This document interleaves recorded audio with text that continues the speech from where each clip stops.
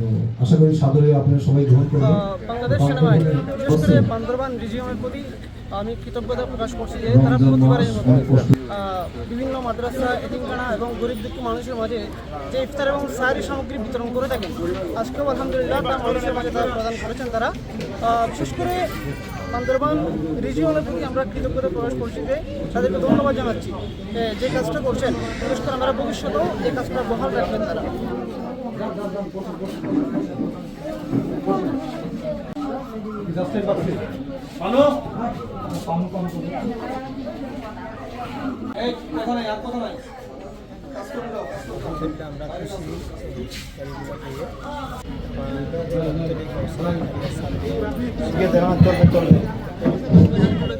সারাদিন সিয়াম সাধনার পরে যদি আমরা সঙ্গে সঙ্গে একটু ভালোভাবে একটু নাস্তাটা করতে পারি, তো আশা করি আপনারা ভালোভাবে নেবেন ইনশাআল্লাহ, যাতে সিয়ামটা ভালোভাবে পালন করতে পারেন। খুব খুশি হয়েছি, আমি ইফতারি পাইছি। আমি 2 নম্বর ওয়ার্ড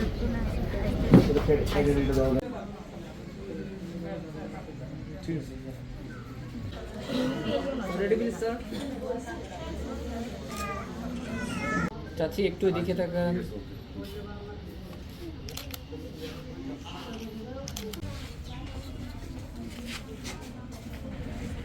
বাংলাদেশ সেনাবাহিনী এবং বান্দরবান রিজন আপনাদের নিরাপত্তা রক্ষার পাশাপাশি আপনাদের যে কোনো দুর্যোগ এবং মানবিক সংকটে নিয়োজিত ছিল, এবং সেই ধারাবাহিকতায় আমরা আজও আপনাদের সামনে এসে হাজির হয়েছি। গত 15 রমজানেও আমরা একটি কর্মসূচি গ্রহণ করেছিলাম, এবং ইনশাল্লাহ আগামী পবিত্র ঈদ উল ফিতরের পূর্ব মুহূর্তে আমরা আরেকটি কর্মসূচির পরিকল্পনা রয়েছে আমাদের। এছাড়াও আমরা সবাই অবগত আছি, গত 2রা মার্চ বান্দরবনের নতুনপাড়া একটি অগ্নিকাণ্ড ঘটে আমাদের কিছু ভাই বোন সেনাবাহিনী ও বান্দরবন আমরা চেষ্টা করেছি তাদের পাশে দাঁড়ানো, যাতে কিছুটা হলেও তাদের আর্থিক ক্ষতিটা লাঘব হয়। আমরা যারা রোজাদার আছি, যারা মুসলমান, তারা লাঘব হয় ইনশাআল্লাহ।